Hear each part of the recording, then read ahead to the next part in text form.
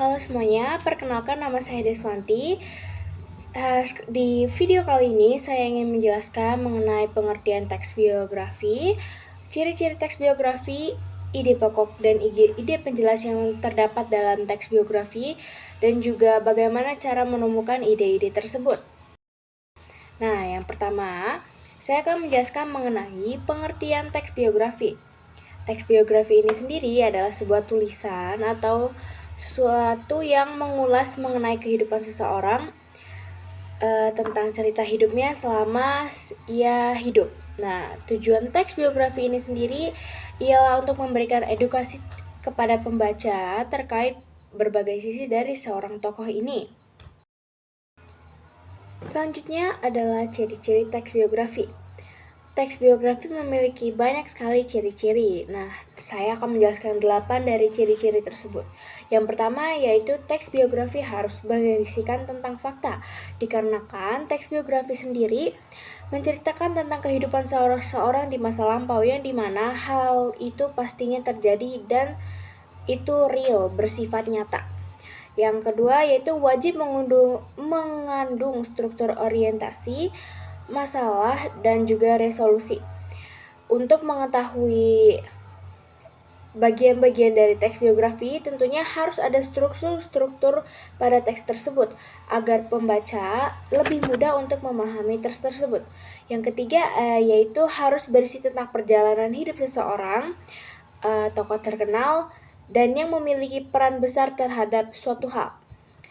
Yang keempat, biasanya teks biografi ini disajikan dalam bentuk fiksi dan juga non-fiksi. Yang kelima, menggunakan pola pengembangan kronologis. Yang keenam, karakter sang tokoh digambarkan bisa secara langsung dan juga bisa secara tidak langsung. Lalu yang ketujuh, ada paragraf-paragrafnya itu dikembangkan secara deskriptif dan juga naratif. Dan yang terakhir, tentunya teks biografi itu sendiri berisi teladan bagi pembaca-pembacanya. Selanjutnya kita akan masuk ke dalam ide pokok dan juga ide penjelas dalam teks biografi.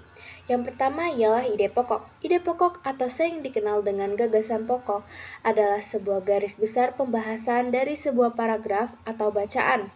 Ide pokok ini sendiri membantu para pembaca untuk memahami pokok pikiran yang ingin disampaikan oleh para penulis. Selanjutnya ada guna lain dari ide pokok ini yaitu untuk membantu para penulis agar para penulis dapat mengembangkan alur tulisan melalui adanya kalimat penjelas dalam sebuah paragraf. Dan yang selanjutnya ialah ide penjelas. Ide penjelas ini adalah gagasan yang menjelaskan ide pokok ini. Jadi, ide penjelas ada ketika ide pokok sudah disebutkan dalam sebuah bacaan atau teks. Ide penjelas dapat disebut juga dengan gagasan penjelas. Nah, letak-letak ide ini atau gagasan ini terbagi menjadi 3. Yang pertama ada ide pokok pada paragraf deduktif, yaitu terletak pada awal. Yang kedua, ide pokok pada paragraf induktif, yaitu terletak pada akhir. Yang ketiga, ada ide pokok pada paragraf campuran, terletak pada awal dan akhir. Ide pokok deduktif, dia itu terletak di awal paragraf.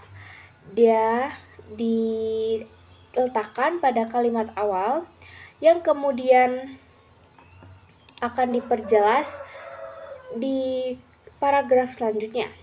Yang kedua ialah ide pokok pada paragraf induktif atau ide pokok yang terletak pada bagian akhir paragraf, yang dimana paragraf pertama itu menjelaskan fakta-fakta dan juga beberapa uraian yang kemudian akan diperjelas menjadi sebuah kalimat utama di paragraf akhir.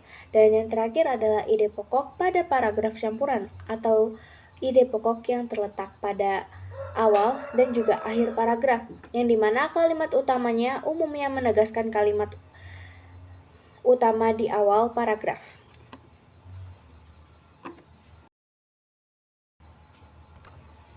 Dan yang terakhir ialah cara menemukan ide pokok. Ada 4 langkah. Yang pertama, kita harus membaca dengan seksama keseluruhan teks secara cermat dan utuh.